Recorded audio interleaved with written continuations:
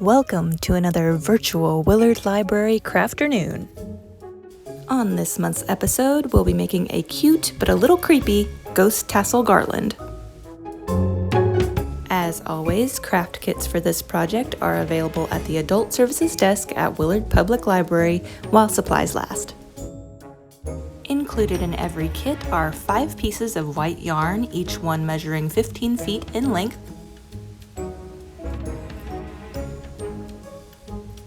1 piece of black string that measures about 6 feet in length,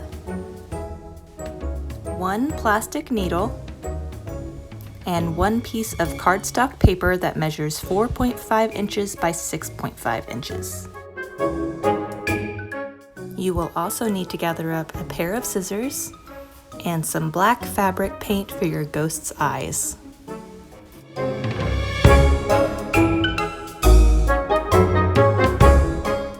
To begin, take your piece of cardstock and 1 piece of your white yarn.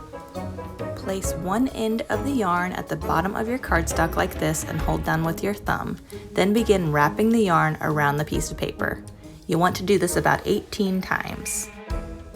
Leave a tail of about 12 inches of the yarn at the bottom of the cardstock and then snip off the excess. Both ends of your yarn should be on the same side of your paper. Now fold that excess yarn in half and cut in the center. This should give you 2 equal pieces. Now take one of those pieces and slide it underneath the top part of your wound yarn, then tie in a double knot.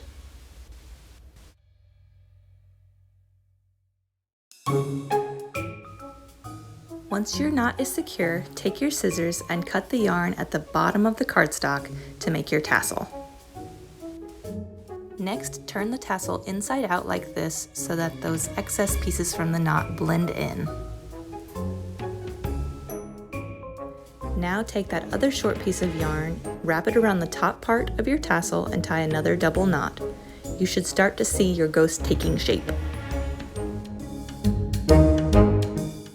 If you want to, you can give your ghost a bit of a trim or leave as is. Now we're going to finish the ghost by giving him a couple of fabric paint eyes. At this point, you'll want to set your ghost aside to dry and repeat the same process until you have all 5 ghosts for your garland.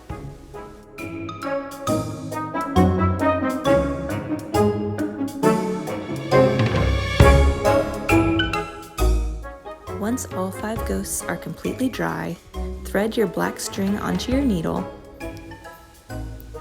and simply poke through the top part of each ghost to string them onto your garland. Hang your finished garland in a doorway or on a mantle and enjoy throughout the spooky season.